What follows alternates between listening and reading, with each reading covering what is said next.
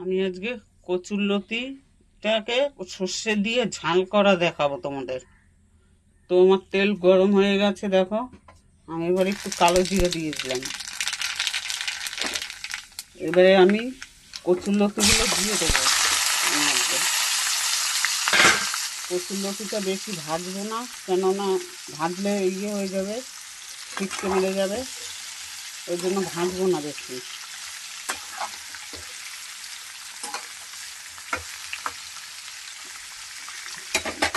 এতে এবার আমি মশলাগুলো দিয়ে দেবো। তো মশলাও আমার রেডি করা হয়ে গেছে, দেখো এর মধ্যে সর্ষে, কাঁচা লঙ্কা, একটু আদা দিয়েছি, আর কটা রসুন দিয়েছি, কয়েক কোয়া রসুন দিয়েছি, আর দুটো পেঁয়াজ দিয়েছি। যেহেতু ঝাল করব ওই জন্য আমি এই পেঁয়াজ আর রসুনটা দিয়েছি। এবারে আমি মশলাটাকে এর মধ্যে দিয়ে দেবো।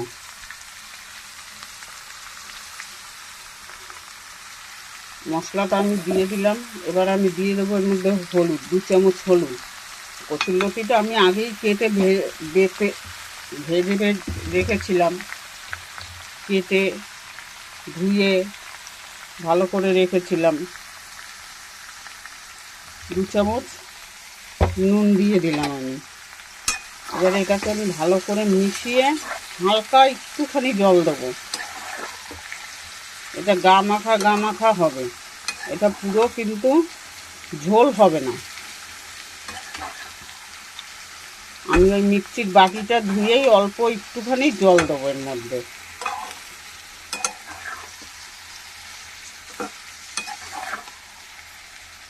এটা কিন্তু বেশি ভাজা যাবে না।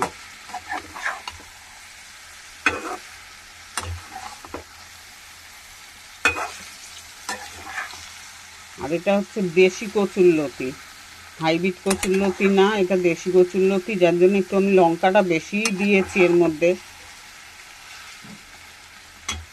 এবার আমি একটু মিক্সির বাটিটা ধুয়ে জল দিয়ে দেবো এর মধ্যে।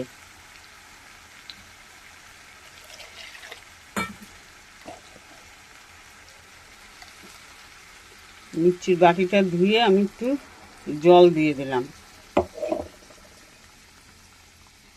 এইবারে এটাকে আমি একটুখানি ঢেকে রাখবো।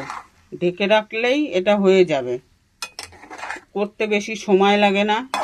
কিন্তু তোমরা এইভাবে কচুরলতি ঝাল করে খেতে পারো, খুব ভাল লাগে খেতে গরম ভাতের সঙ্গে।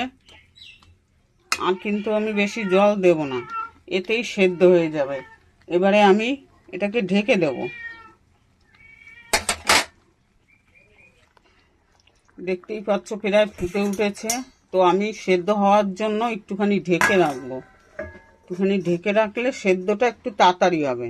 তো আমি ঢেকে দিলাম, একটু পরেই আমি এবার ঢাকনাটা খুলে দেখব কতদূর সেদ্ধ হয়েছে আমার লতি কটা। তো আমি ঢাকনাটা খুলে ফেললাম। প্রায় সেদ্ধ আমার হয়ে এসছে, আর একটুখানি হলেই হয়ে যাবে। তোমরা দেখো, দেখতে পাচ্ছ?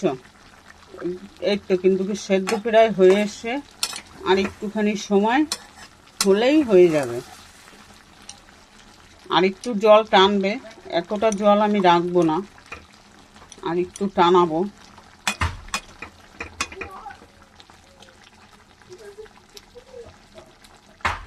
আর একটু জল টানাবো, তারপরেই আমি নামাবো। এটা কিন্তু আমার সেদ্ধ হয়ে এসছে। আমি গ্যাসটা একটু কমিয়ে দিলাম।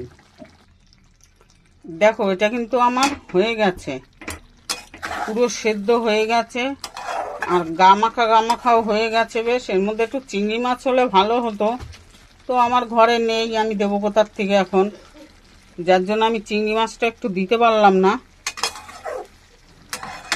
এর মধ্যে একটু চিংড়ি মাছ হলে সব থেকে বেশি ভালো হতো। তো আমার এই রান্নাটা তোমরা এইরকমভাবে করে খেতে পারো, গরম ভাতে খুব খেতে ভালো লাগবে। তো এই পর্যন্ত শেষ।